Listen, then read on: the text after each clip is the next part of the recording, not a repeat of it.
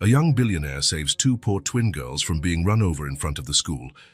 They wake up in the hospital and ask, "Why did you save us?" His answer is unbelievable. The receptionist looked Rachel up and down. Her wrinkled dress, old purse, worn-out shoes. Everything about her screamed that she didn't belong there. "Do you have an appointment with Mr. Cole?" Rachel squeezed the strap of her purse. Her hands were trembling. "No, but it's urgent. Please, he's in a meeting. I can take a message if you'd like. Tell him it's Rachel Martinez. He'll see me." The receptionist hesitated. Something in Rachel's tone made her pick up the phone. "Mr. Cole? There's someone named Rachel Martinez here. She says it's urgent."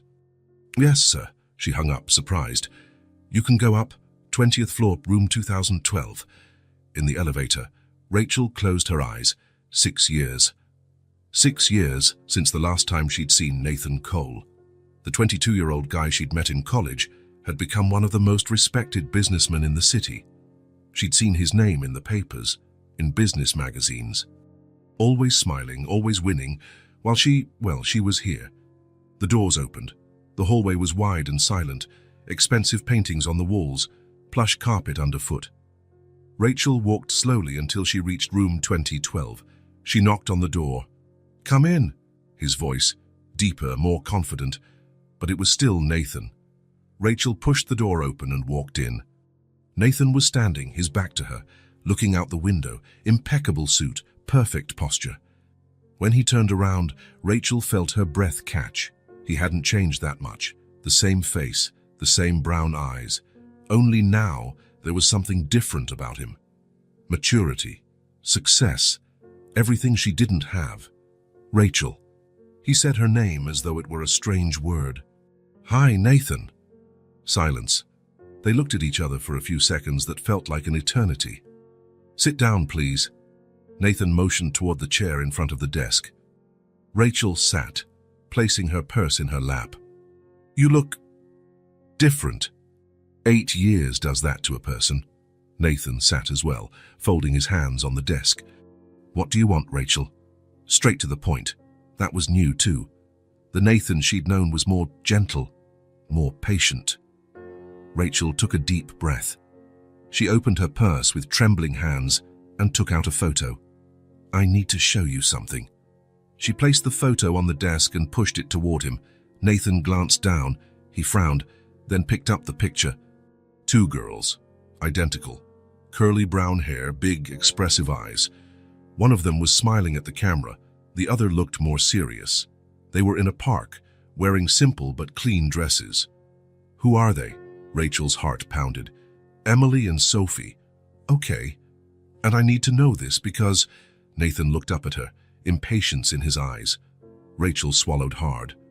"They're your daughters." The world stopped. Nathan went completely still. The photo still in his hand, his eyes fixed on it as though Rachel's words hadn't fully reached him. "What?" "They're your daughters, Nathan." The photo trembled in his hand. Nathan slowly placed it back on the desk. "How? You never told me." "Because you left me before I found out." It was months later when I learned I was pregnant. Nathan jumped to his feet so abruptly his chair creaked. This can't be true." "It's true." "Why didn't you come looking for me? Why didn't you tell me?" Rachel felt tears threatening to fall. She blinked quickly to hold them back. "Because you left, Nathan.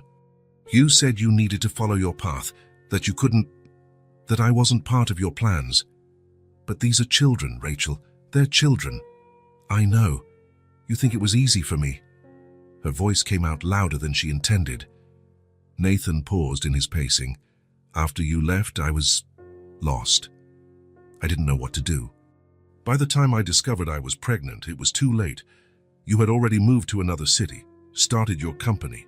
I was scared to call, to show up in your new life and tell me I had kids. I was afraid." Rachel stood too, tears finally streaming down her cheeks. "Afraid of what? That you wouldn't believe me?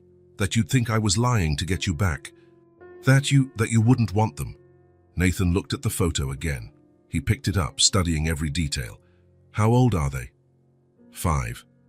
5 years. Rachel, 5 years of their lives I've missed. I know, What are they like? What do they like to do? Do they ask about me? Rachel wiped her face with the back of her hand. Emily is quieter, more observant. She loves drawing and reading. Sophie is pure energy. She talks all the time, asks 1,000 questions. And yes, they ask about you. They've always asked. Nathan sank into his chair heavily. What did you tell them? The truth. That their father had to leave before they were born. And why are you telling me this now after 5 years? Rachel sat down again, staring at her own hands. Because I've been unemployed for 4 months. The bills are overdue. They deserve more than I can give. Nathan was silent. I only came out of desperation, Nathan. If I had another option, you wouldn't have come. No. He sighed deeply. He looked at the photo again. They're still so little. Everyone says they're your spitting image. Nathan almost smiled. Almost. Where do you live? In my aunt's apartment. She passed away last year and left it to me. It's small, but it's ours. And school. They go to the local public school. They're good students. Nathan nodded slowly, still gazing at the photo. I need some time to think. Rachel stood. Of course. I'm sorry for showing up like this. I know it was a shock. It was. My phone number is the same. If you want to talk. Nathan looked up. Rachel. Yes. Do they know you came here? No, they don't know anything. He nodded. I'll think about what to do. Rachel walked to the door. Before leaving, she turned back. Nathan? Yes. They're amazing. You missed a lot, but there's still time to get to know them. And she left, leaving Nathan alone with the photo of the daughters he never knew he had. Nathan couldn't work for the rest of the day. The photo of the girls stayed on his desk, and he picked it up every 5 minutes. Emily and Sophie, his daughters, 5 years of life he had completely missed. When the office emptied out, he was still there, alone with his thoughts and a truth that changed everything. He picked up the phone and dialed his personal assistant. Mark, I need you to do a discreet inquiry. Rachel Martinez lives in this city. I want to know where she lives, where she works, or worked, and where the girls go to school. Sir. Just do it, Mark, and I want everything by tomorrow morning. Nathan hung up and looked at the photo again. The girls had his eyes, his face shape. How hadn't he noticed right away? Because he was in shock. Because 6 years is a long time. Because he never imagined he could have children. He tucked the photo into his wallet and went home. The next morning, Mark knocked on the door carrying a folder. Here's the information you requested, sir. Nathan opened the folder. Address, the girls' school, Rachel's financial situation, all of it there in black and white. Rachel hadn't lied about being unemployed. There were overdue bills, notices about utility cuts. The apartment was small, in a modest neighborhood. The girls went to the local public school, Hillbrook Elementary. Nathan closed the folder and looked out the window. Mark, cancel my morning appointments. Sir. And prepare a donation for Hillbrook Elementary, something substantial. I want to deliver it personally. Mark hesitated. May I ask why? Nathan turned around. Personal interest. Hillbrook Elementary was in a neighborhood Nathan had never visited. The streets were full of potholes. Some houses needed a fresh coat of paint, and the school showed signs of limited resources, peeling walls, an old playground, but there were children's drawings on the walls and the typical buzz of a lively school. Nathan parked in front of the gate and took a deep breath. His daughters were inside. The principal, Mrs. Peterson, greeted him with surprise and gratitude when she heard about the donation. Mr. Kohler, what a surprise. The school really needs help. Our budget is very tight. It's my pleasure to help. I'd like to learn more about your day-to-day operations. Of course. How about a tour? Nathan nodded, his heart beat faster with each step. They walked through classrooms with old desks, a small library with few books, a simple cafeteria. Nathan noticed the lack of resources everywhere, but also the teachers' efforts to do their best with what little they had. This is our kindergarten room, Mrs. Peterson said, stopping outside a door with a window. The 5-year-olds. Nathan looked through the glass and his world stopped. There they were, Emily and Sophie, seated side by side at a small, worn table. Their clothes were clean but simple, and a bit worn. Emily was carefully drawing with a broken colored pencil. Sophie was swinging her legs under the chair, talking animatedly to the girl next to her. "They're identical twins," the principal commented, following Nathan's gaze. "Emily and Sophie Martinez, adorable girls, but very different from each other." "How so?" "Emily's more reserved, introspective. She loves to draw and read. Sophie is, well, a whirlwind. She never stops talking, makes friends with everyone, and always has 1,000 questions." Nathan couldn't take his eyes off the girls. They were real. Right there, just a few feet away from him, living their lives without knowing their father stood on the other side of the glass. "Their mother does what she can," Mrs. Peterson continued quietly. "Rachel lost her job a few months ago. Sometimes the girls come without lunch, but they never complain. They're resilient kids." Nathan swallowed hard. "Could I meet the children?" "Sure, they love visitors." The principal opened the classroom door. "Excuse me, Miss Sarah. We have a special visitor today." The teacher smiled, and the children turned to look at Nathan with curiosity. "This is Mr. Cole. He made a very generous donation to our school." Nathan walked into the room, his legs weak. 20 pairs of curious little eyes stared at him, but he only saw 2 specific pairs. Emily stopped drawing and watched him carefully. Sophie beamed a wide smile. "Hi," Sophie said, waving. "You're really tall." A few children giggled. Nathan smiled for the first time in 24 hours. "Hi to you too." "What do you do?" Sophie asked bluntly. "Sophie," the teacher gently reprimanded. "It's okay," Nathan said, crouching down to their level.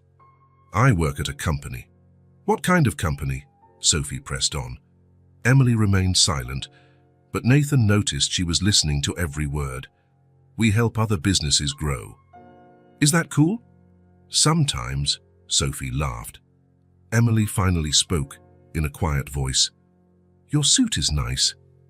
Nathan looked at her, heart tightening. "Thank you. Your drawing is nice too." Emily glanced at her paper and blushed. "It's just a butterfly." "Can I see?" Emily hesitated, then slid the paper toward him. It really was a butterfly, drawn with surprising care for a 5-year-old. "It's perfect," Nathan said, meaning it. "I can draw too," Sophie interjected, grabbing her own paper. Her drawing was more childlike, full of bright colors and abstract shapes.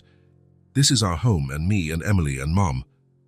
Nathan studied the picture, 3 stick figures in front of a small house, all smiling. "Your family looks happy." "We are," Sophie said, "except sometimes Mom gets sad." "Sophie," Emily muttered, elbowing her sister. "It's true." She looks at the bills and sighs. Nathan felt a pang in his chest.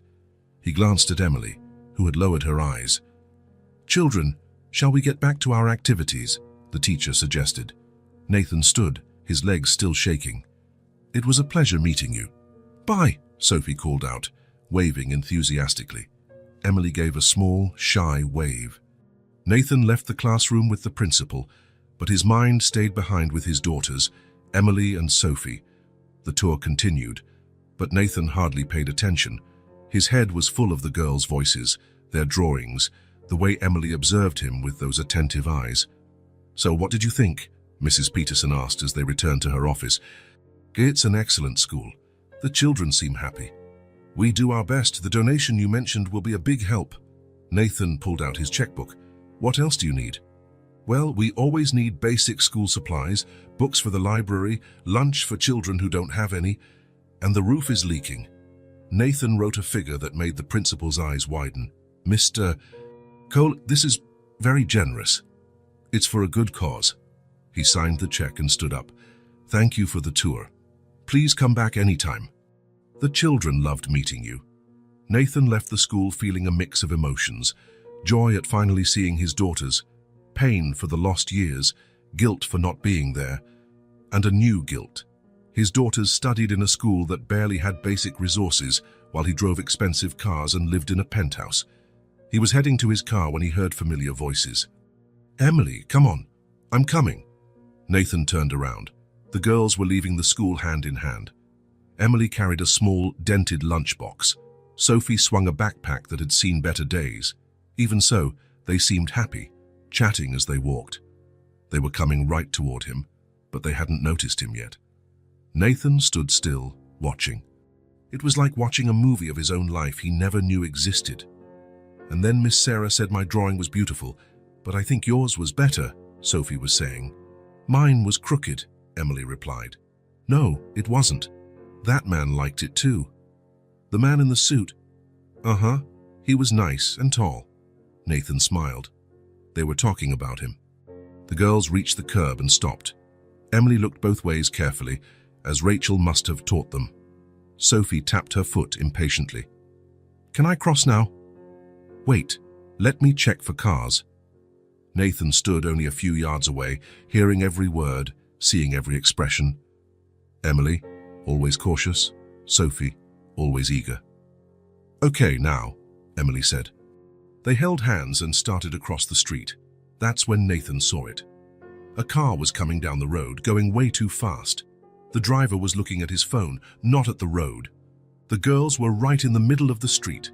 The car wouldn't stop in time. Nathan didn't think, he didn't hesitate, he ran. Watch out! He reached them just as the driver finally looked up and slammed on the brakes, but it was too late. Nathan grabbed both girls and pulled them to him, throwing himself toward the curb. The three of them tumbled across the asphalt as the car screeched by, stopping a few yards ahead. For a few seconds, there was silence. Then Sophie started crying. Nathan got up quickly, ignoring the pain in his knee. Emily was sitting on the ground, eyes wide, a small red mark on her arm. Sophie was crying, but she seemed more scared than hurt. Are you okay? Nathan asked, crouching beside them. Emily nodded, still in shock. Sophie kept crying. My knee hurts, Sophie sobbed. Nathan looked at it. It was just a scrape, but it was bleeding a little. The driver got out of the car, pale as a sheet. I'm sorry, I didn't see. They came out of nowhere. Call an ambulance, Nathan said, not taking his eyes off the girls. They don't need an ambulance, Emily whispered. We're okay. Yes, you do. You had a big scare. Nathan helped them stand. Emily had a scrape on her arm, Sophie on her knee. Nothing serious, but he wasn't taking any chances. How did you know our names? Emily asked suddenly. Nathan realized he had shouted their names. He thought fast. I was at your school today. I remember you two. Oh, Emily said. You're the man in the suit. That's me.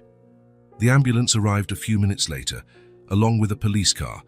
The paramedics checked the girls and confirmed they only had minor scrapes, but recommended going to the hospital as a precaution.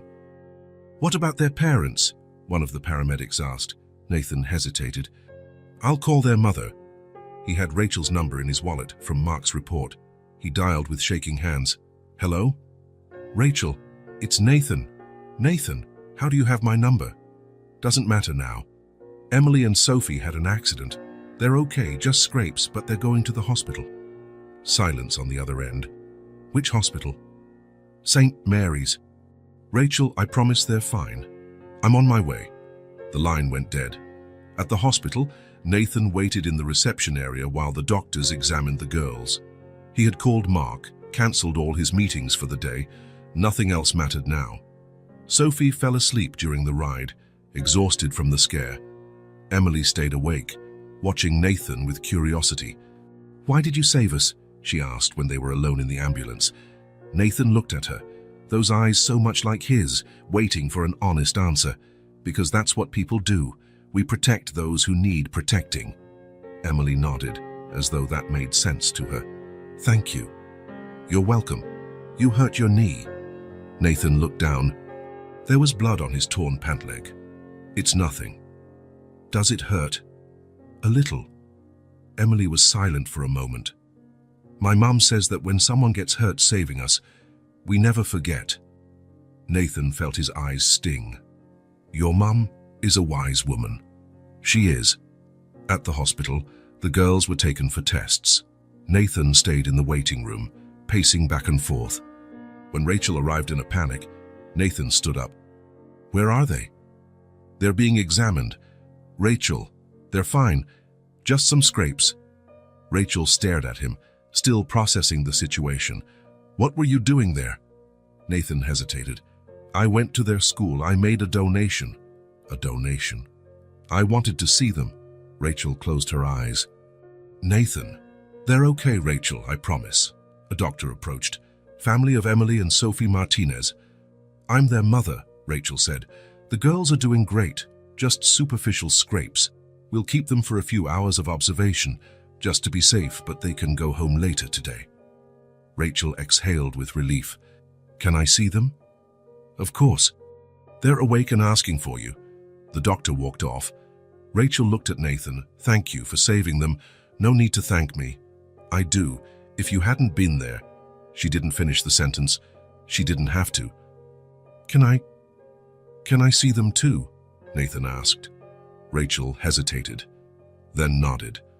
I think they'd like to thank you themselves. They walked down the hospital corridor together. Nathan was about to truly meet his daughters at last. Nathan and Rachel walked in silence through the white hospital corridor. The smell of disinfectant filled the air, blending with the tension between them. They stopped in front of room 305, where the girls were. Rachel took a deep breath before opening the door. The twins were on side-by-side beds, small bandages on Emily's arm and Sophie's knee. Both looked calmer now, their curious eyes following the adults as they entered. Mom! Sophie exclaimed, smiling wide. Emily just watched, her observing gaze going from her mom to Nathan and back. Rachel rushed over and hugged them carefully. Are you okay? I was so worried. We're fine, huh, Mom? Just scrapes, Emily said, ever the sensible one. The doctor said we can go home later today, Sophie added. Rachel kissed both of their foreheads, and only then did they turn all their attention to Nathan, who stood near the door. It's the man in the suit, Sophie pointed, excited. He saved us, Mom. Rachel glanced at Nathan, unsure what to say next. Girls, this is Nathan. The twins looked at him with renewed curiosity. Thank you for saving us, Emily said, her voice soft but firm. Nathan approached, heart pounding. You're welcome. How are you feeling? My knee still hurts a little, Sophie said, pouting. But the doctor said I'm super brave. And you are, Nathan said, smiling at her. An awkward silence filled the room. The girls studied Nathan, then looked at their mom, sensing something else was going on. Emily broke the silence with the question that had been on her mind since the ambulance ride. Why did you do that? Nathan looked at Rachel, who bit her lip nervously. For a moment, he didn't know what to say. Why did you jump in front of the car to save us? Emily insisted. You don't even know us. Nathan stepped closer, sitting on the edge of Emily's bed. Actually, I do know you, or I should. The girls frowned, confused. Rachel sat on Sophie's bed, holding her daughter's hand. Nathan took a deep breath. I saved you because I'm your father. The room went completely still. The twins' eyes went wide, darting between Nathan and Rachel, waiting for some sign that this was a joke. Rachel nodded slowly. It's true, girls. This is your dad. Sophie reacted first, her mouth forming a perfect O. Our dad? Our real dad? Yes, Rachel replied, her voice trembling slightly. Emily said nothing, her eyes studying Nathan as though trying to find parts of herself in him. But you went away, Emily finally said, her voice small. Nathan felt as if he'd been punched in the gut. I didn't know about you, he answered honestly. I didn't know I had two amazing daughters. How could you not know? Sophie asked, tilting her head. Rachel interjected, That was my fault, girls. I never told him. The twins processed this information in their own way. Emily, thoughtful and cautious. Sophie, bursting with questions. So you didn't leave us on purpose? Sophie asked. Never, Nathan said firmly. If I had known about you, I would have been here every day. So now what? Emily finally spoke, her voice more serious than any 5-year-old's should be. Will you stay? The question hung in the air, heavy with hope and fear. Nathan looked at the girls, then at Rachel, and knew exactly how to answer. I will if you and your mom let me. I want to know you. I want to be here now. Sophie beamed, instantly accepting his answer. Emily stayed serious, but something in her eyes softened. "Are you going to live in our house?" Sophie asked, already imagining the possibilities. Rachel blushed. "Sophie, that's not how it works." "Why not? Don't dads live with moms?" Nathan and Rachel exchanged uncomfortable glances. "Sometimes yes, sometimes no," Nathan explained. "But what's important is that I'll be in your lives, no matter where I live." Sophie nodded, satisfied for now. Emily still watched him warily. "You have a lot of money, right?" Sophie asked, pointing to his suit, now torn and stained from the accident. "Sophie," Rachel scolded, "but it's true, Mom. You said he has a big company." Nathan smiled at the child's honesty. "I do have a company. Yes." Sophie brightened. "Then you can help Mom. She's out of a job. And every day we get bills in the mail that make her cry." "Sophie," Rachel exclaimed, mortified. "But it's true. We hear you crying at night, right, Emily?" Emily nodded silently, her eyes never leaving Nathan's. Rachel looked like she wanted the floor to swallow her. "Calm down, girls," she said, trying to change the subject. "You need to rest. We can talk about all this later." But Nathan had already made up his mind. "I'll help, yes," he said firmly. "I'll help you with anything you need." Rachel opened her mouth to protest, then shut it again. She knew she needed help. For them. For the girls. Sophie grinned, satisfied. "So you're really gonna be our dad? For real?" Nathan felt a lump in his throat. "I'm already your dad. I just didn't know it until now." Emily finally asked, "Can we call you Dad?" The simple, direct question made Nathan's eyes sting.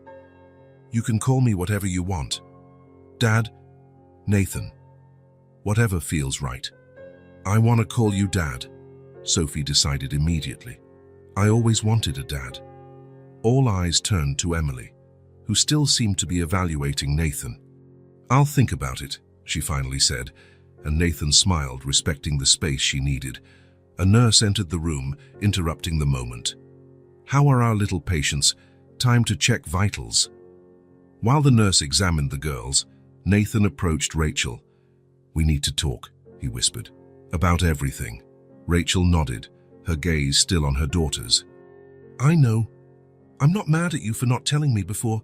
I'm just sad about the lost years, but I want to make up for it. I want to know them." Rachel finally looked him in the eyes. "They're the best of me, Nathan, the best of both of us." He nodded, understanding the weight of her words. "We'll make it work for them." The nurse finished her checks and smiled. "They're doing great. The doctor will be by soon to discharge them." Once she left, Sophie yawned, tired from the ordeal. "I'm sleepy." "Get some rest," Rachel said, adjusting her blanket. Within minutes, Sophie was asleep. Emily held out a little longer, still watching Nathan, until her eyes started to close too. Nathan and Rachel stood there, gazing at their sleeping daughters. Knowing nothing would ever be the same, everything had changed. Within hours, Nathan had gone from a successful businessman to the father of 2 5-year-olds. And scary as it was, he realized it was the best thing that had ever happened to him. 3 days had passed since the accident. Nathan parked his car in front of the modest 3-story building where Rachel lived with the girls. The neighborhood was quiet, evidently middle class at best. Some buildings needed new paint. There were broken toys in the small playground on the corner. Nathan carried 2 large grocery bags and a folder of documents. His heart pounded as he walked up to the gate. Since the hospital, he had been texting, calling, figuring out how he could help. But this was his first time visiting his daughter's home. He pressed the buzzer for apartment 203. "Who is it?" Rachel's voice asked through the intercom. "It's me, Nathan." A brief silence. Then the sound of the door being unlocked. Nathan climbed the worn stairs, noticing the chipped paint on the walls. On the second floor, the door to 203 was already open. Rachel waited, wearing simple jeans and a t-shirt that had seen better days. Even so, she looked pretty, tired, but pretty. "Hi," she said. "Come in." The moment Nathan stepped inside, he heard an excited squeal. "Dad!" Sophie came running and threw herself against his legs, hugging them. Nathan felt his heart jump at how natural it sounded for her to call him Dad. "Hi, Sophie," he said, balancing the bags while patting her head. Emily appeared just behind her, more reserved.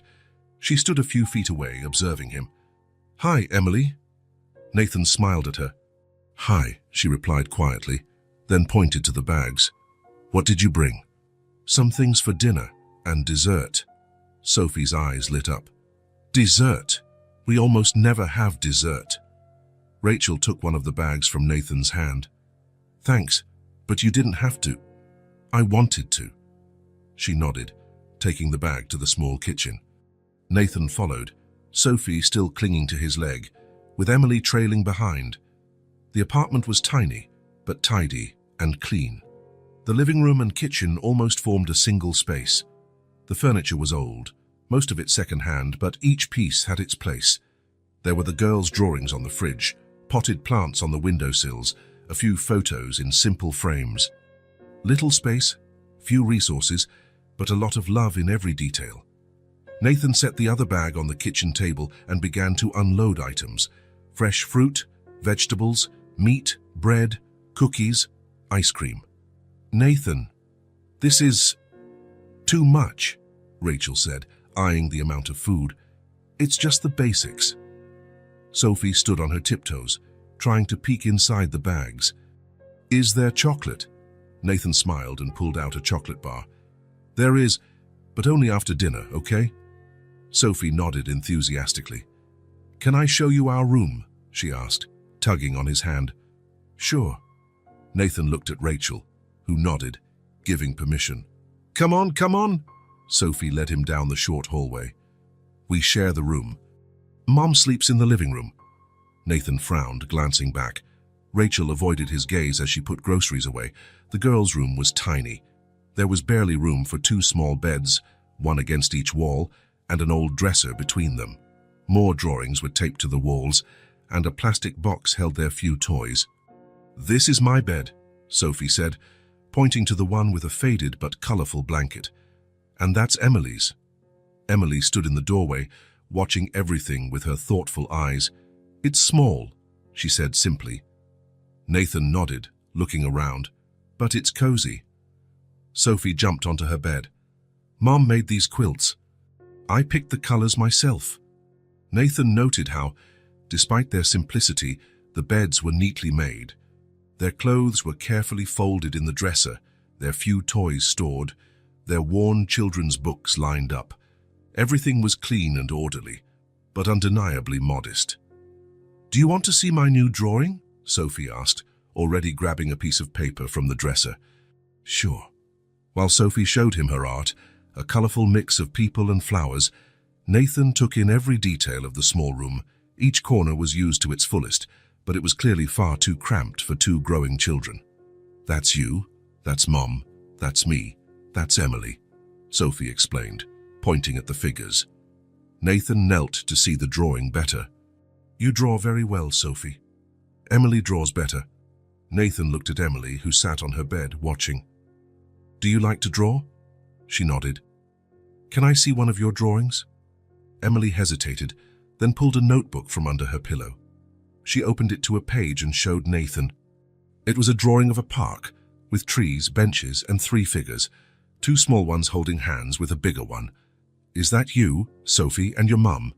Emily nodded. "At the park near our school. We go there on Sundays." "It's really good, Emily. You have talent." "Mum says I draw like you," she said, watching his reaction. Nathan blinked, surprised. "Your mum said that?" Emily nodded. "She said you used to draw in college." Nathan smiled at the memory. "That's true. I like to draw. I did some design work for a few clubs." "Do you still draw?" "Not as much as I should." Nathan flipped through a few more pages, admiring his daughter's artistry. Emily had a remarkable attention to detail for someone her age. "Do you have colored pencils?" he asked. Emily and Sophie exchanged glances. "We had some, but they're all used up," Sophie said. "And Mom said we have to wait until next month to buy more." Nathan felt another pang in his chest. "What else do you need to draw?" Emily shrugged. "Paper, markers, a new pencil sharpener, and modeling clay," Sophie added. "Ours at school is too hard." Nathan nodded, making a mental note. I'll bring those things next time, okay? Sophie's eyes sparkled. Promise? I promise. Rachel appeared at the door. Girls, have you shown Nathan everything? Dinner will be ready soon. He liked our drawings, Mom, Sophie exclaimed, jumping off the bed. And he's going to bring new colored pencils. Rachel looked at Nathan, her expression complicated. That's not necessary. I want to. The four returned to the kitchen. Rachel continued preparing dinner while Nathan sat at the small table with the girls. Sophie chattered non-stop about school, her friends, their games. Emily remained quieter, but alert, occasionally correcting Sophie when she exaggerated a story. And then my teacher said my work was the best in the class, Sophie declared. She said it was one of the best, Emily corrected. Not the best. Same thing. No, it's not. Nathan smiled at their interaction.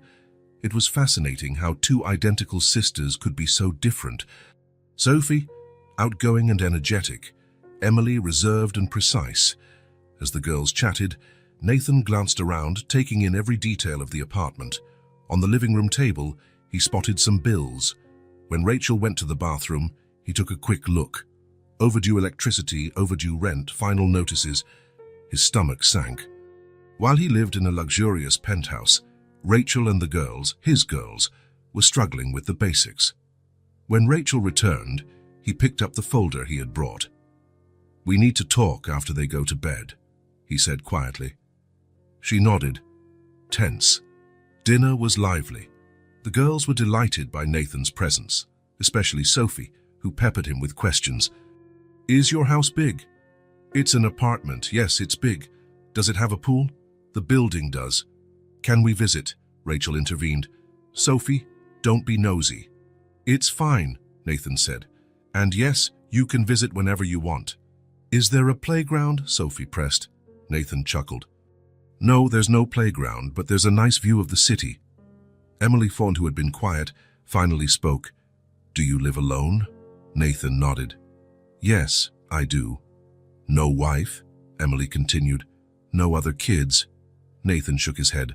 No, no wife, no other kids, just you two. Sophie smiled, satisfied. I knew it. Emily seemed to process that. Why didn't you ever tell us about him, Mom? She asked suddenly, looking at Rachel. Silence fell over the table. Rachel set her fork down slowly. Because it hurt too much to remember, she answered honestly. Nathan felt his chest tighten. Rachel continued. Sometimes it's when you love someone very much and then that person leaves, it hurts to talk about them. Even if you want to. Do you still love him? Sophie asked innocently. Rachel blushed. Sophie, finish your dinner. But I just... Ice cream, Nathan cut in, trying to save Rachel from embarrassment. I brought chocolate and strawberry. It worked. Sophie forgot the question and launched into a debate about which flavor she liked best. Emily watched carefully, but didn't press further. After dinner and dessert, the girls started yawning. It had been a long day. Bath and bed, girls, Rachel announced. But Dad just got here, Sophie protested. He can come back tomorrow, said Rachel, glancing at Nathan. If he wants to, I will, Nathan confirmed. And I'll bring those colored pencils I promised. Sophie beamed. Then she gave Nathan a big hug before heading to the bathroom. Emily approached, more hesitant. Are you really coming back tomorrow? I am. Promise. Promise. She nodded seriously, then turned to follow her sister. At the bathroom door, she looked back. Good night, Dad. And she disappeared into the bathroom. Nathan stood there, feeling that word echo within him. Dad. She'd called him Dad. Once the girls were in bed, Rachel returned to the living room. Nathan sat on the sofa, the same one that folded into her bed each night. They're incredible, he said. They are. Rachel sat in the armchair across from him, looking tired. Why didn't you ever tell me you sleep in the living room? Nathan asked. She shrugged. It's not relevant. Of course it is. Rachel sighed. Nathan, I didn't come to you for charity. It's not charity. They're my daughters too. My responsibility. He opened the folder and pulled out some papers. I paid your overdue bills. Rachel's eyes widened. What? How did you... I saw them on the table today. I took care of everything. Electricity, water, rent, the girls' extracurricular fees, all of it. Nathan, I can't accept that. It's already done. She ran her hands over her face. I don't want your pity. It's not pity, Rachel. It's the least I can do. You took care of them alone for 5 years. Now it's my turn to help. He took another paper from the folder. And here's a bank card in your name. I deposited an amount for monthly expenses. I'll add to it every month. Rachel looked at the card as if it were venomous. I don't need this. The girls do. That silenced her. Rachel knew he was right. I still don't feel good about this. It feels like I'm charging you for lost time. I lost 5 years of their lives, Rachel. 5 years I'll never get back. Let me do this, please. Rachel finally took the card. Thank you. Nathan nodded. He looked around the small apartment. This place is too cramped for the 3 of you. We manage. Emily and Sophie need space. You do too. Rachel raised a hand. Stop. Let's not talk about this right now. Nathan sighed. Okay, but we'll have to talk about it eventually. They fell silent for a moment. It was strange, sitting here face to face after so many years, with their daughters asleep in the next room. They're so different from each other, Nathan said. Rachel smiled. They always have been, since they were babies. Sophie's always been outgoing, chatty, impulsive. Emily's always been observant, calm and thoughtful. Emily reminds me of you, and of you too. The way she watches, thinks before speaking. It's just like you in college. Nathan smiled at the memory. Sophie is pure energy, just like your younger sister. Remember her? I do. She was exactly like that. Another pause. But it felt less tense now. They were just 2 parents talking about their children. You did an amazing job with them, Rachel, even with all the difficulties. I tried my best. You did more than that. Rachel looked at him, her eyes shining with tears she refused to shed. Thank you for coming back into their lives. Thank you for letting me... Nathan stood up. It was late, and he knew Rachel needed rest. I'll be back tomorrow with the colored pencils. Rachel smiled. They'll love that. At the door, Nathan paused. Rachel? Yes? I'm sorry. For everything. She nodded, understanding what he meant. Good night, Nathan. Good night. As he descended the stairs, Nathan felt the weight of responsibility and the joy of being a father. The small apartment he had just left had little space and old furniture, but it had more love and life than his penthouse ever did, and he knew without a doubt that his life would never be the same, nor did he want it to be. 2 weeks had passed since Nathan's first visit to the apartment. 2 weeks of subtle but profound changes. Nathan parked outside the building, as he did every morning before going to the office. It was 7:30 a.m., and he carried a bag of fresh bread from the corner bakery. He climbed the now familiar stairs and knocked on the door of 203. Rachel opened it, already dressed for work. She'd gotten a part-time job at a department store, thanks to one of Nathan's connections. Good morning, she said, giving him a tired smile. You're really sticking to a routine, huh? Good morning. Are the girls ready? Almost. Sophie is looking for the sock that matches her hair bow. Emily's been ready for 20 minutes. Nathan smiled. That was so typical of them. He stepped into the apartment, which looked brighter now. The new curtains he had brought the previous week let in more light, and there were fresh flowers on the table, another of his weekly gifts. Dad. Sophie came running, one foot socked at the other bare. Did you bring the bread I like? I did, and jam too. Yay. Emily appeared right behind her, fully dressed and with her backpack on. Good morning, she said more quietly, but with a small smile. Good morning, Emily. Did you sleep well? She nodded. I dreamed about that story you told us last night. Nathan felt a wave of satisfaction. Reading to them before bed had become a nightly ritual. Emily always asked for adventure stories. Sophie preferred fairy tales. Let's have breakfast, or you'll be late for school, Rachel said, setting plates on the table. The 4 of them sat down for breakfast. Nathan noted how natural this now felt, as though it had always been this way and not just for 2 weeks. Sophie chattered non-stop about a school project. Emily ate quietly, occasionally correcting Sophie's exaggerations, and Rachel checked the time, worried about getting to work. "I'll drive the girls today," Nathan offered. "You can head straight to the store." Rachel hesitated. "Are you sure the school's in the opposite direction of your office?" "I'm sure. I don't have any meetings until 9. We want to go with Dad," Sophie said through a mouthful of bread.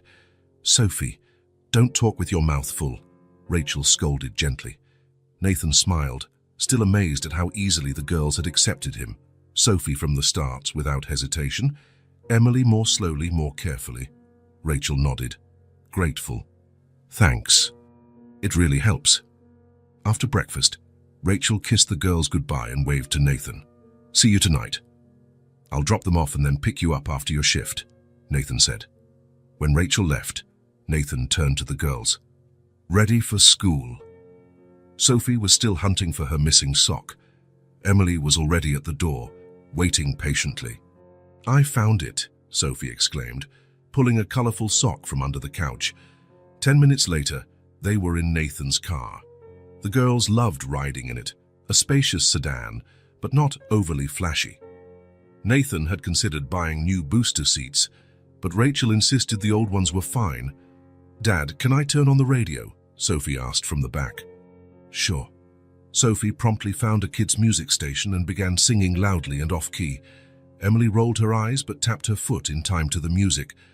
At a red light, Nathan checked the mirror, his daughter's.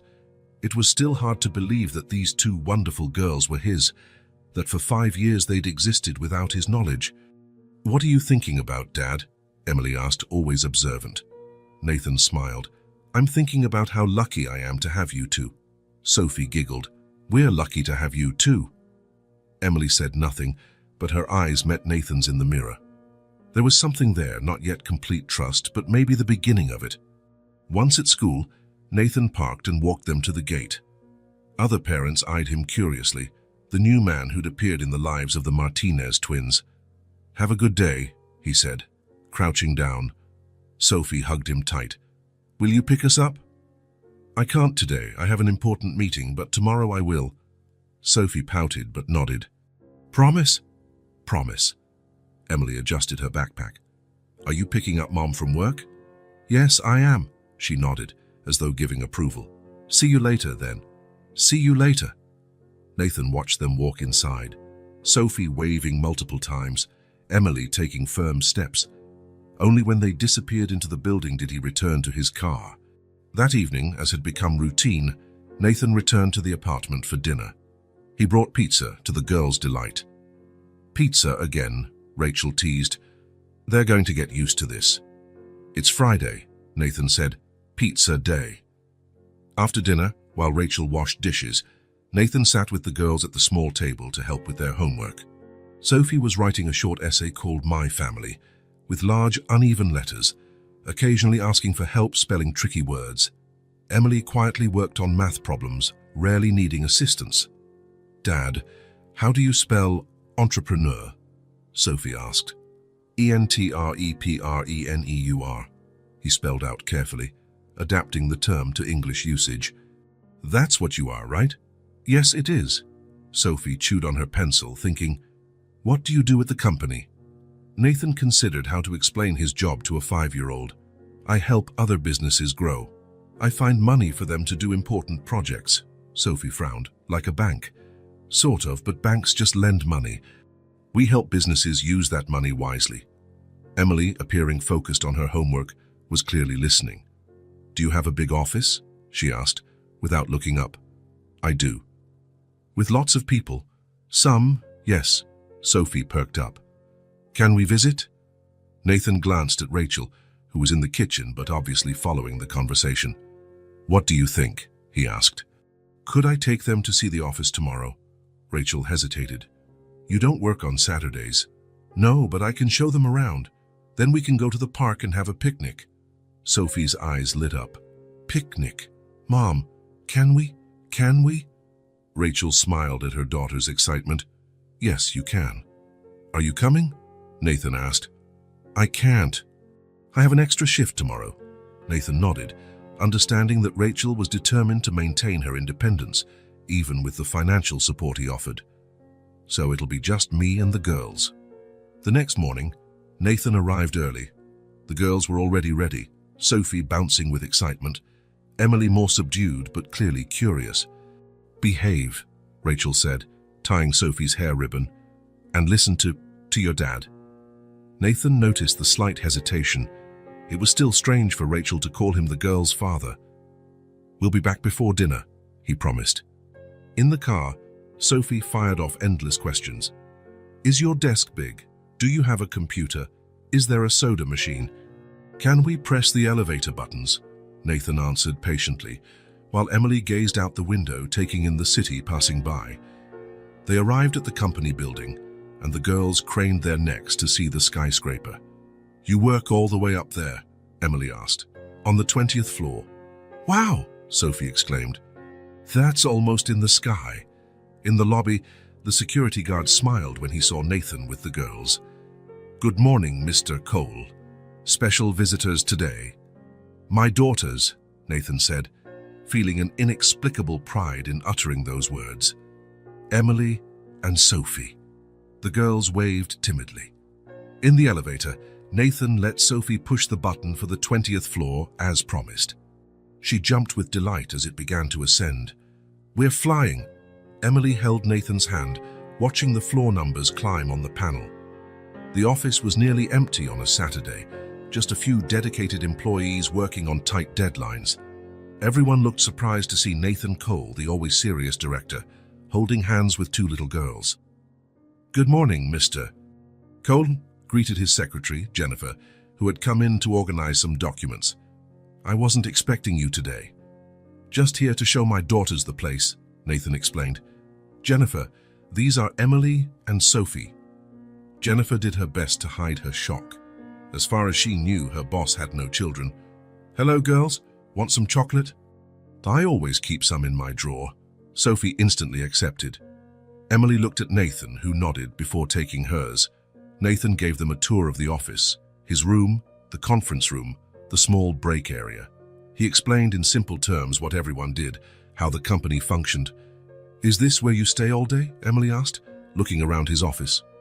"Most of the time, yes." "It looks lonely." Nathan glanced at his neat desk, the expensive ergonomic chair, the impressive view of the city. Emily was right. It was lonely. "Sometimes it is," he admitted. Sophie was busy spinning around in his chair. "Look, Emily, you can see the whole city from here." Emily joined her at the window, gazing at the skyline. "Our school is over that way," she said, pointing. "And our apartment's that way," Sophie added, pointing in another direction. Nathan joined them at the window. "And the park where we'll have our picnic is right there," he said, indicating a green area a few blocks away.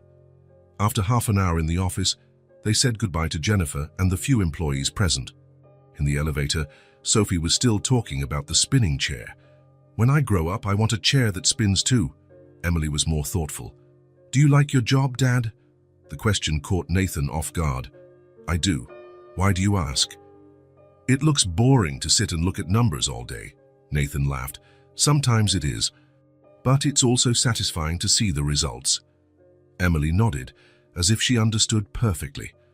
At the park, Nathan spread out a blanket under a large tree. He'd brought sandwiches, fruit, juice, and cookies, all prepared by himself, with some effort. He wasn't used to doing this sort of thing.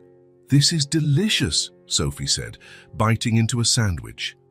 "Did you make it yourself?" Emily asked, examining hers carefully. "I did. I'm not as good as your mom, but I'm learning." Emily took a cautious bite and then smiled. "It's good." Coming from her, that was high praise.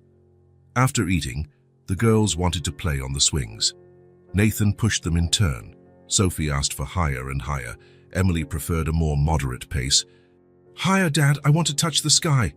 "If you fall, you'll get hurt," Emily warned. "I won't fall. Dad won't let me, right?" "No, I won't," Nathan said, feeling a fierce protectiveness at the trust in Sophie's voice. After the swings, they tried the slide and the seesaw, and then raced across the grass until all three were out of breath and laughing. Nathan took out his phone. "Shall we take some pictures?" Sophie immediately struck a dramatic pose. Emily stood beside her, more reserved, but smiling. Nathan snapped several photos of them together, then some with each one. "Now one of the three of us," Sophie pleaded. Nathan hesitated. "Who'll take it?" Emily looked around and noticed an older woman walking her dog. "We can ask that lady." Nathan nodded, impressed by Emily's initiative.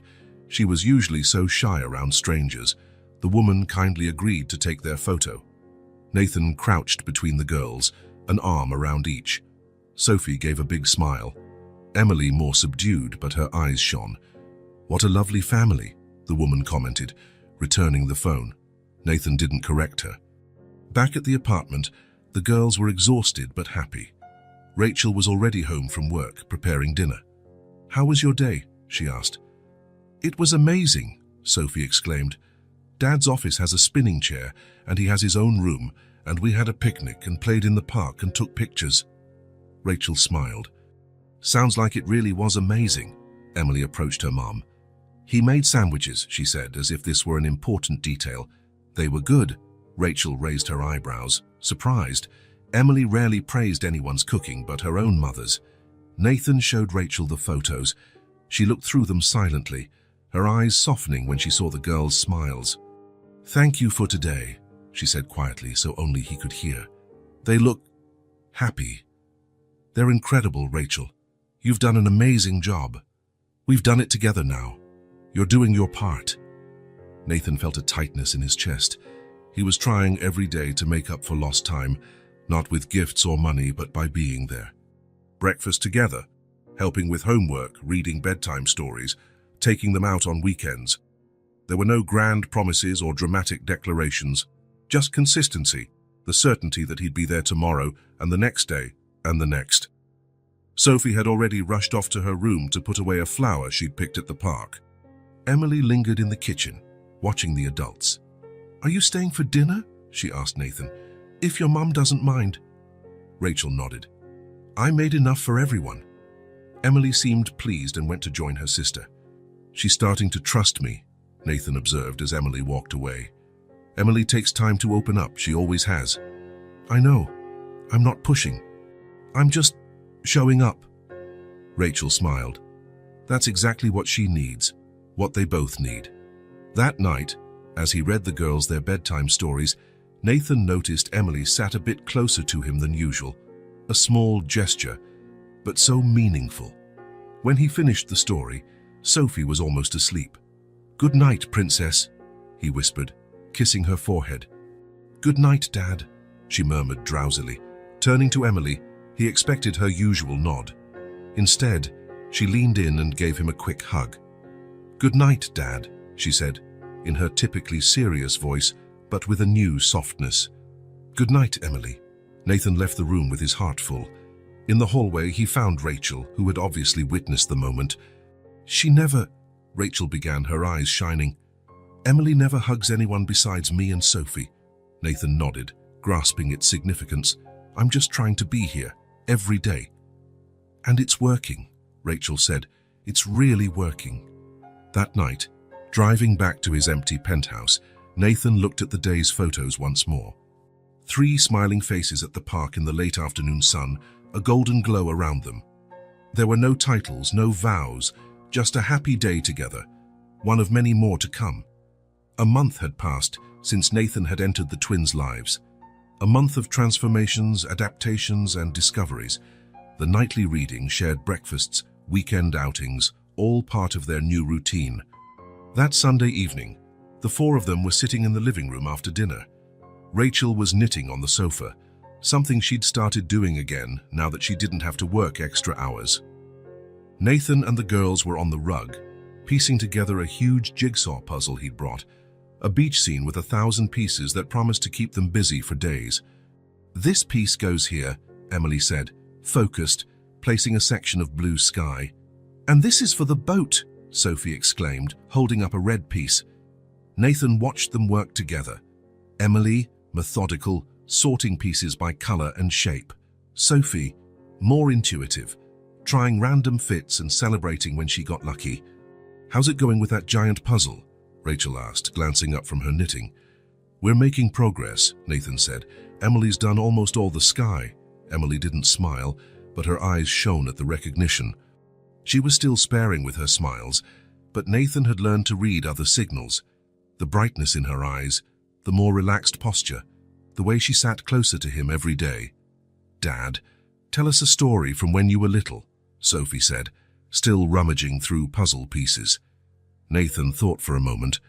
"When I was about your age, my dad took me fishing for the first time. I was so excited I woke up at 5 in the morning and waited by the door." "Did you catch anything?" Sophie asked. "Not a single fish.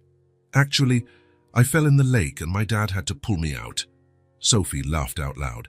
Emily gave a small smile. "Would you two like to go fishing someday?" Nathan asked. "Yes," Sophie answered without hesitation. Emily shrugged.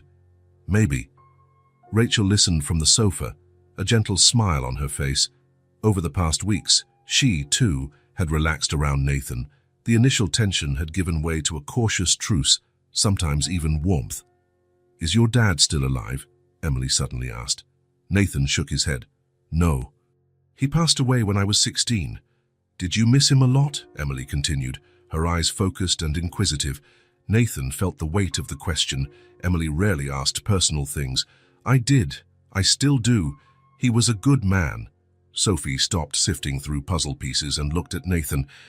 "We always wanted to know who our dad was," she said with the frankness only a child can have. Silence descended on the room. Rachel paused her knitting, her needles motionless in her hands. Emily glanced at her sister, then at Nathan. "We used to make up stories," she said softly, "but they were just stories." Nathan felt a lump in his throat. He imagined them as younger girls, asking about the father they'd never met, spinning fantasies to fill the gap. "What kind of stories?" he managed to ask. Sophie grinned. "Sometimes you were an astronaut." "Or a firefighter," Emily added. "Once you were a king in a faraway kingdom," Sophie chimed in. "Sophie's stories were the wildest," Emily explained.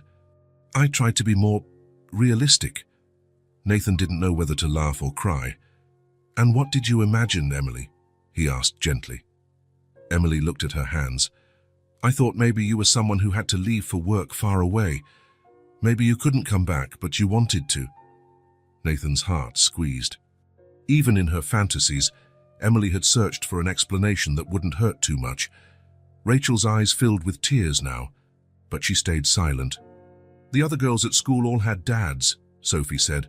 "They asked about ours." "We'd say you were traveling," Emily concluded. "It was easier than explaining we didn't know who you were." Nathan took a deep breath. "I'm sorry I wasn't there. It's not your fault," Emily said, surprising everyone with her defense. "You didn't know about us." "Even so, I missed so much." Sophie scooted closer and rested her head on his shoulder. "But now you're here." Nathan embraced Sophie, feeling her warmth against him. Emily stayed where she was, but her eyes never left his. "Now you know the truth," Nathan said, looking at both of them. "And you have me if you want me." "We do," Sophie answered immediately. Everyone looked at Emily, who was silent for a long moment. "You're not going away again?" she finally asked, her voice barely above a whisper. "No," Nathan said with conviction. "Never again." Emily nodded, as though sealing a deal. "Then okay." Rachel discreetly wiped away a tear. "Time for bed, girls. It's late." "Oh, Mom," Sophie protested. "We haven't even finished the puzzle sky." "It'll still be here tomorrow," Rachel said. "And so will your dad." Nathan felt a surge of gratitude hearing Rachel refer to him as their father without any hesitation. "Can I read the story tonight?" he asked. Rachel nodded. After their nighttime routine, teeth brushed, pajamas on, choosing a book, Nathan sat between their beds. He read The Little Prince, one of Emily's favorites. Sophie fell asleep halfway through, but Emily stayed awake till the end, soaking up every word. When he finished, she was watching him with those thoughtful eyes. "Dad?" Nathan's heart still skipped a beat when she called him that. "Yes? You're really different from the stories we made up." Nathan smiled. "Better or worse?" Emily considered the question. "Different, but real." Nathan understood exactly what she meant. Real was better than any fantasy. "Good night, Emily." "Good night, Dad." In the living room, Rachel waited for him. They had their own little ritual now. After the girls went to sleep, they talked for a few minutes, planning the next day, sharing concerns and small victories. "They really made up stories about me?" Nathan asked, keeping his voice low. Rachel nodded. "All the time." "That's how they dealt with your absence." "I'm sorry, Rachel, that you had to go through this alone." "I'm not alone anymore," she said simply. The next morning, Nathan didn't show up for breakfast as usual. Instead, he sent Rachel a message. "Need to handle a few things. I'll pick up the girls from school." Rachel was puzzled but didn't question him. Lately, she'd learned to trust him again. Throughout the day, Nathan spent his time in a sleek downtown office.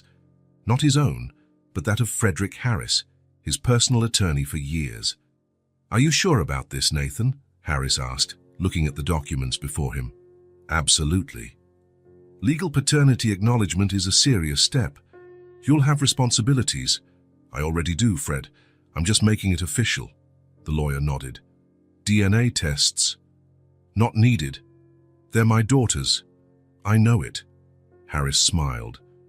"I never thought I'd see Nathan Cole, Mr. Numbers and Contracts, making a decision purely from the heart." "The best decisions usually are," Nathan replied. That afternoon, he picked up the girls from school as promised. Sophie ran to him as she always did, Emily following a few steps behind with her slight smile of welcome. "Ice cream?" Sophie asked hopefully. "Something even better," Nathan said.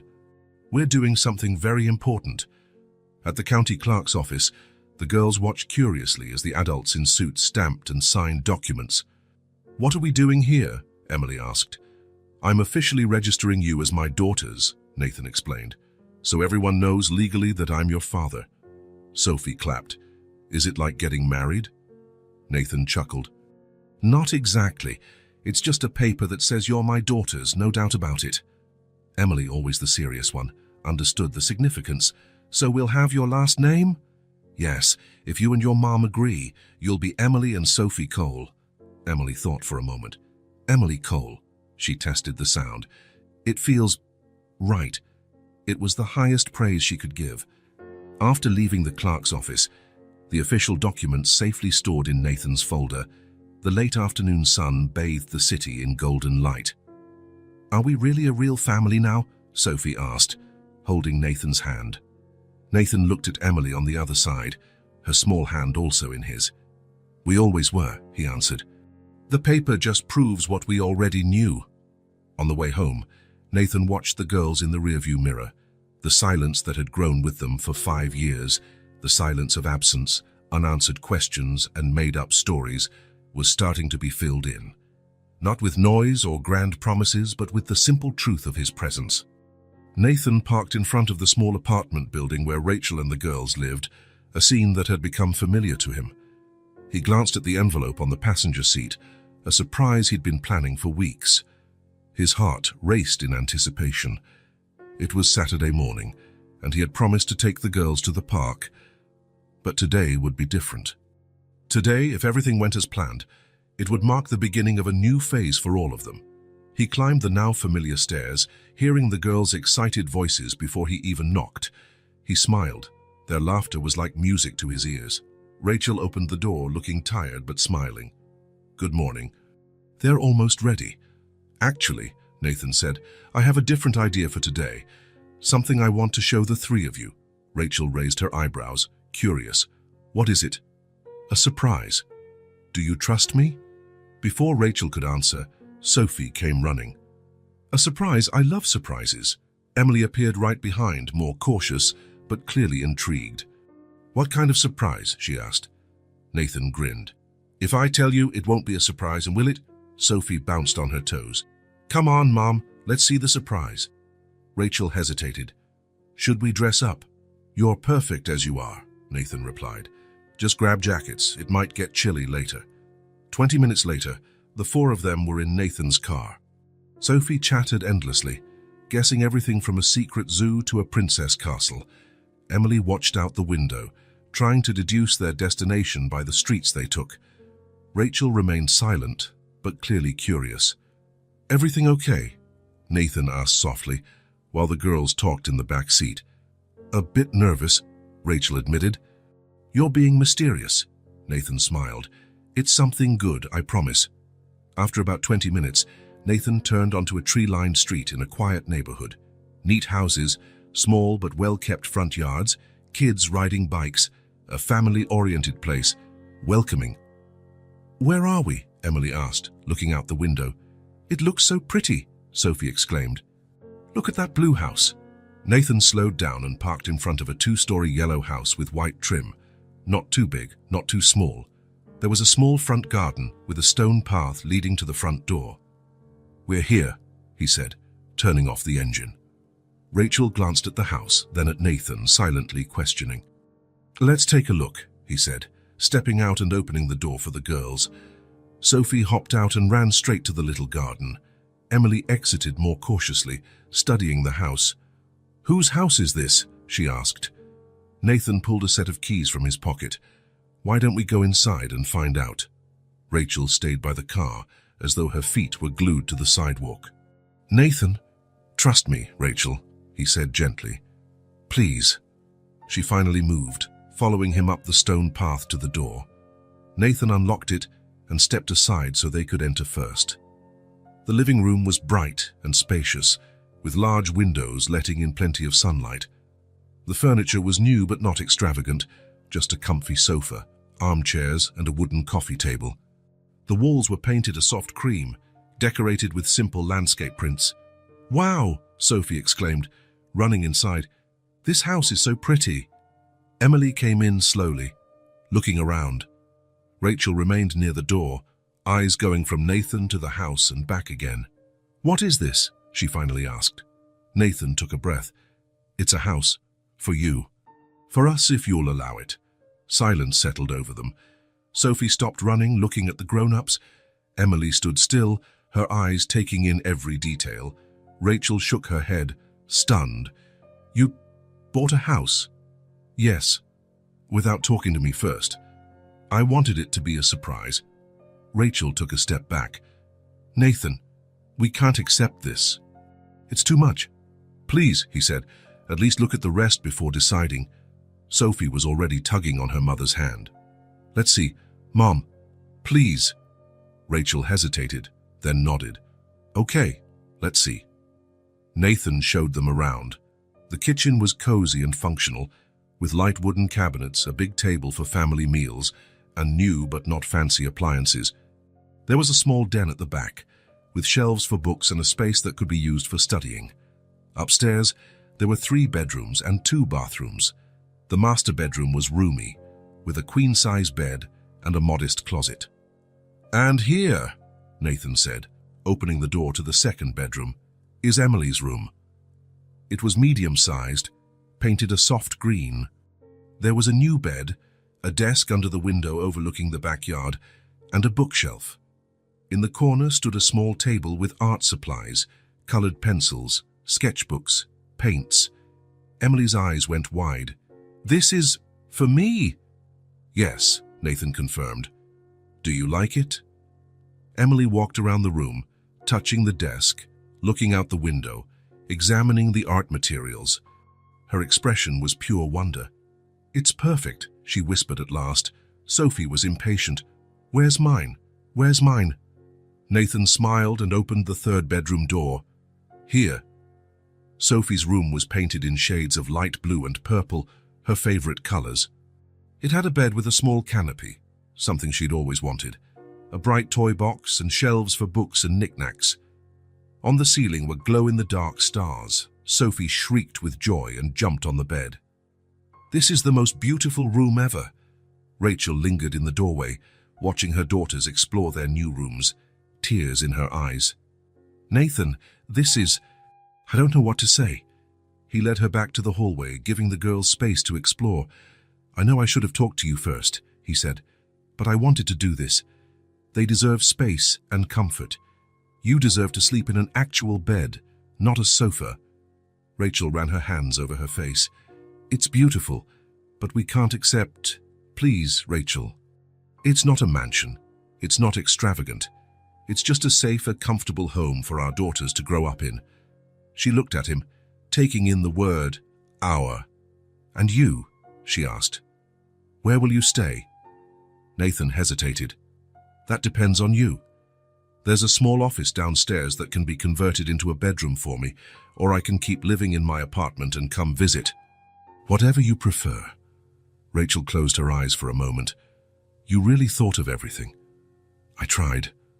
The sound of the girls' laughter echoed in the hallway. Rachel glanced toward the bedrooms, then back at Nathan. "They're already in love with this place. And you." She gave a small smile. "It's hard not to fall in love." Nathan felt a wave of relief. "So you'll stay?" Rachel took a deep breath. "We need to have a serious conversation about finances and responsibilities. I don't want to live off charity, even if it's from my daughter's father." "It's not charity, Rachel. It's family." The word hung between them, loaded with meaning. "We need clear boundaries," she continued, "for the girls' sake. And ours. Whatever you want." Rachel looked toward the bedrooms again, where her daughters squealed with excitement over their new spaces. "All right," she said finally. "Let's try." Nathan felt a huge weight lift from his shoulders. "Thank you." They went back to the rooms. Sophie was showing Emily how the glow-in-the-dark stars would probably light up at night. "Mom, look what Dad did," Sophie exclaimed. "Can I sleep here tonight?" Rachel smiled. "Not tonight, honey. We have to organize the move first." "When? Tomorrow?" Nathan and Rachel exchanged glances. "Maybe next week," Nathan suggested. "We need to pack your things, transfer utilities, let the school know." Emily, who had been quiet, approached Rachel. "Are we really going to live here, Mum?" Rachel stroked her daughter's hair. "Yes, sweetheart, we are." The smile that lit up Emily's usually serious face was rare and precious. Over the following weeks, the move happened gradually. Nathan helped with every detail, hiring movers, transferring utilities, dealing with school paperwork. Rachel quit her job at the store. With the new financial situation, she could focus on finding work she actually enjoyed, maybe even go back to studying. As for Nathan, he opted to stay in the small downstairs office converted into a bedroom. It was a temporary arrangement, Rachel insisted, until everyone adjusted. Moving day was chaotic but exciting. The girls dashed around, deciding where to place their few belongings in their spacious new rooms.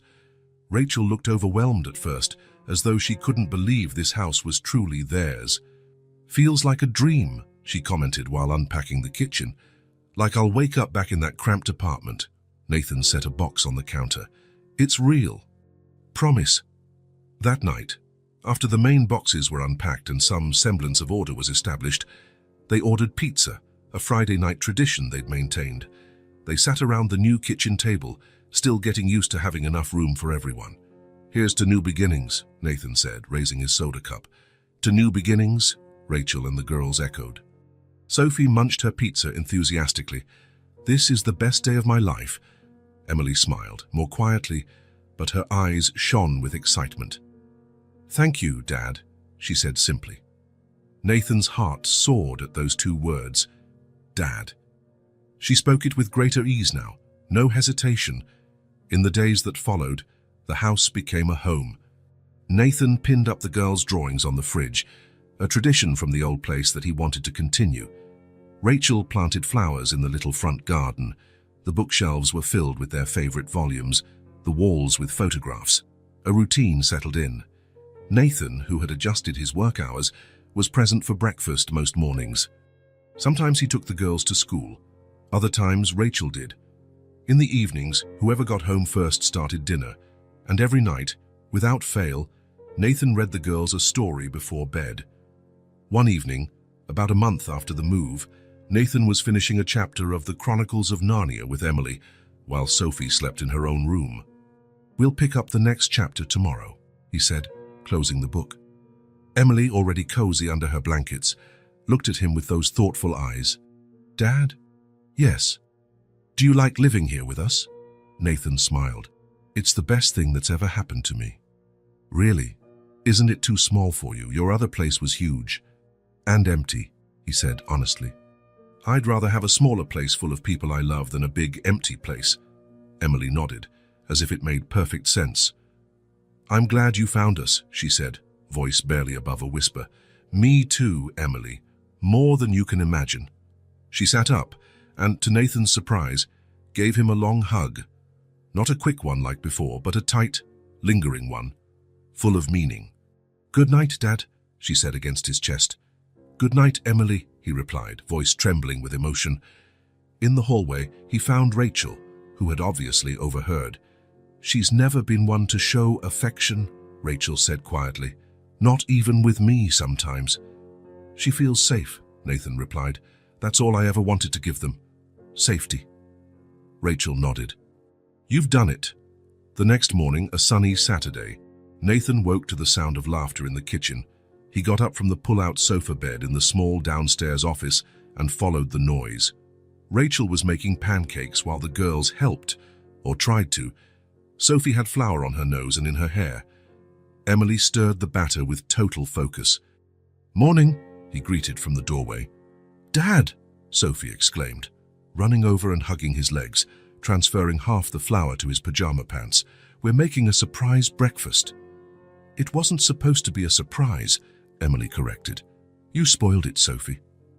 "Oops," Sophie said, not sounding very sorry. Nathan laughed and picked Sophie up, not minding the flour. "It's the best unsurprise ever." After breakfast, they decided to work in the backyard. Nathan had bought gardening tools and plants the day before. While he dug holes for new shrubs, Rachel planted flowers by the fence.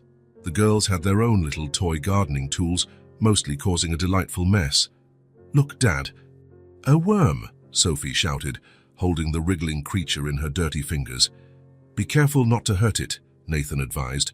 "Worms are good for the soil." Emily was more interested in the butterflies visiting the few flowers already planted. "Can we make a butterfly garden?" she asked. "I read about it at school." "Sure we can," Nathan said. "We'll research which plants attract them best." By late afternoon, everyone was tired and dirty, but the backyard was starting to look promising. They sat on the back steps, drinking lemonade Rachel had made. "It's looking good," Rachel commented, surveying their work. "It'll look even better when everything grows," Nathan added. Sophie, worn out from all the activity, leaned against him, her eyes starting to close. Suddenly she mumbled, "I love you, Dad." Nathan froze, her words hitting him like lightning. It was the first time either of the girls had said that. "I love you too, Sophie," he managed, voice trembling. He looked over at Emily, who watched them with those keen eyes. She didn't say anything, but she smiled. A rare, precious smile that spoke volumes. That night, after the girls went to bed, Nathan found Rachel on the front porch, gazing at the stars. "What are you thinking about?" he asked, sitting in the chair beside her. "How life changes," she replied. "How 2 months ago, I was up at night worrying about overdue bills, and now," she gestured to the house behind them, "all this. Any regrets?" "None. For the first time in years, I feel at peace." Nathan nodded. "Me too." They sat in companionable silence, enjoying the quiet neighborhood, the sense of security. "Sophie told me she loves me today," Nathan said, still in awe. Rachel smiled. "She's always been direct with her feelings." "And Emily?" "Emily shows hers in other ways, by how closely she listens when you talk, how she remembers the stories you tell, how she draws the three of you together." Nathan felt his throat tighten. "I'm trying to do everything right, Rachel. To be the dad they deserve." "You're doing great," she assured him. "It's not about big gestures, Nathan. It's about being there, showing up for dinner, asking about their day, putting their drawings on the fridge, reading bedtime stories." Nathan knew she was right. Love was in the small daily gestures, in consistency, in trust built day by day. In this new house, with its bright, cozy spaces with separate rooms for each of them, and the garden growing, they were building not just a physical home, but an emotional one, a place to belong, a real new beginning. And it was only the beginning. The backyard now had flowers planted by the girls, a small butterfly garden Emily tended with meticulous care, and even a birdhouse that Nathan and Sophie had built together. In the kitchen, the fridge was covered with drawings, shopping lists, and a family calendar with everyone's schedules. The bedrooms were already full of books, toys, and small treasures collected over the months. That Sunday afternoon was cool, but the sun was warm enough to sit on the front porch. Nathan was there with the girls after lunch, while Rachel finished up some chores inside. "Uno!" Sophie shouted, holding her penultimate card triumphantly.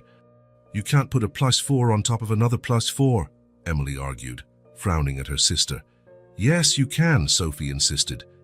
Nathan hid a smile. Arguments over game rules were common between the twins, with Emily always enforcing strict adherence and Sophie trying to bend them. "Let's check the rules," he suggested, picking up the instruction leaflet they kept handy for these exact moments. Emily folded her arms confidently. "I've read the rules 3 times. You can't stack +4 cards." Nathan scanned the leaflet. "Emily's right," he said, pointing to the relevant paragraph. "You can't play a +4 on top of another." Sophie pouted. "That's a silly rule." "Rules exist for a reason," Emily said, satisfied.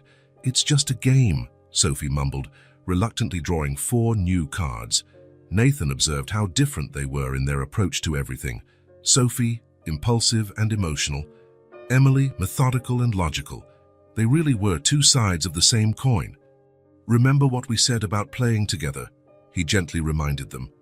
The girls responded in unison, repeating what they'd heard many times.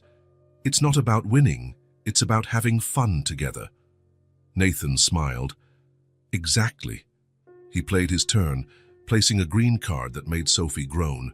She only had red and blue left in her now bloated hand. "Dad, you always play the cards I don't have." "Pure coincidence," he teased, winking at Emily, who hid a smile. He watched Sophie count her cards, biting her lip in concentration, a habit she'd had since he first met her. Emily arranged hers by color and number, a strategy that often led her to victory.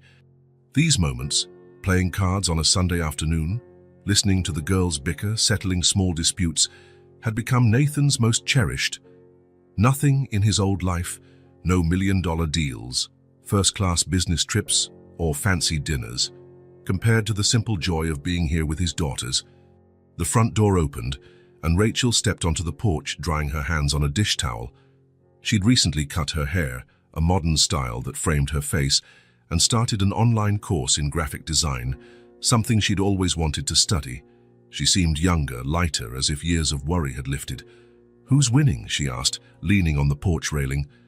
"Emily," Sophie sighed dramatically, "as usual." "It's not over yet," Emily said, though her little smile suggested she felt confident about her odds. Rachel watched them for a moment, a thoughtful expression on her face. Nathan often caught her gazing at them like this, as though still getting used to the reality of their reunited family, storing the memory in her mind.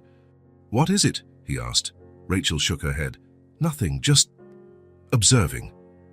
They continued the game, with Emily eventually announcing "Uno," and 2 turns later, laying down her last card with a satisfied grin.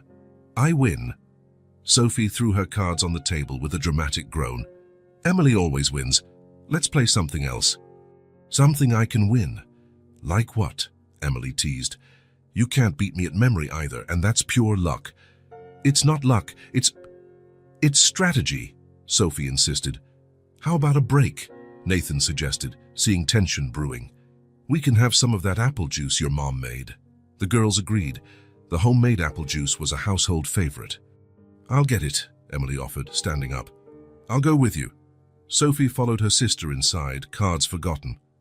Rachel took Emily's seat, glancing at the scattered Uno deck. "Uno?" she asked.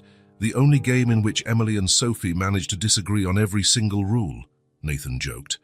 "They're like that about everything. Always have been. Even as babies, if one slept, the other stayed awake. One loved baths, the other screamed in the tub." Nathan smiled, imagining the girls as infants. "I wish I had been there," he said softly. Rachel looked at him for a long moment. "I know." They fell into a companionable silence, the sound of leaves rustling in the wind filling the air. It was a comfortable silence, not like the tense ones of the early days. Over the past months, they had built a cautious friendship, then a partnership, and finally, something that felt like real trust. "You've changed," Rachel said suddenly, breaking the quiet. Nathan glanced at her, surprised by the observation. "I had to," he replied simply. Rachel nodded, her gaze distant, as though she saw not just the Nathan of today but also the young man she'd known years ago. Deep down, she hesitated, searching for words. "I always knew you'd be a good father. I just couldn't count on it." Nathan was taken aback by this statement. After everything, the years apart, Rachel's anger when he reappeared, her initial resistance, hearing her say she'd always believed in him on some level, was unexpected. "What do you mean?" he asked. Rachel sighed, absent-mindedly sorting the cards left behind by the girls. "When I found out I was pregnant, my first instinct was to tell you. Believe it or not, I even picked up the phone a few times. Once I actually dialed your number. I never knew. How could you?" She shrugged. "But something told me that if you knew, you'd want to be part of their lives. It's just, back then, you weren't ready. Neither was I. We were so young, so focused on our careers." "You were ready enough," he said. "You raised them beautifully." "I didn't have a choice," she replied, and without bitterness. "And honestly, they saved me. They gave me purpose when I was completely lost." Nathan thought about how circumstances shape people, how choices, or lack thereof, determine paths. "Do you think if you told me then we would have—" He left the question hanging. Rachel looked him straight in the eye. "I don't know. Maybe yes, maybe no. We were different people." "I was immature," he admitted. "Selfish. And I was too stubborn and proud," she said with a small smile. "We probably would have killed each other." Nathan chuckled. "Probably." Rachel looked back toward the house, where the girls' voices filtered through from the kitchen. "But now," she hesitated, "now I think we're doing a good job, together." "We are," he agreed, feeling a wave of gratitude. "Thank you for giving me this chance, Rachel. I know it wasn't easy." "It wasn't," she confirmed. "But seeing you with them," she smiled, a real smile that lit up her eyes. "It's worth it." The girls returned, each carefully carrying a cup of juice. Sophie had a damp spot on her shirt, proof of a small spill, but beamed proudly at having brought it mostly full. "We brought you some too," she announced, placing a cup in front of Nathan. Emily handed the other to Rachel. "I put ice in it, just how you like," she said. "Thank you, sweetheart," Rachel replied, touching her daughter's cheek fondly. The girls sat back in their places, Sophie still debating which game they should play next, Emily calmly explaining why her choice was more logical. Nathan watched them, his heart overflowing with a love that continued to surprise him with its intensity. "Can we play Monopoly?" Sophie suggested. "Dad said he'd teach me." "That takes forever," Emily protested. "And you always quit halfway." "I do not." "Yes, you do. Like you did with that 1,000-piece puzzle. That was too hard." Rachel and Nathan exchanged amused looks over their daughters' heads. There was a silent understanding between them now, a recognition that despite all the mistakes and separations, something good had emerged. "How about Scrabble?" Rachel suggested. "We can play in teams. Me and Emily versus you two."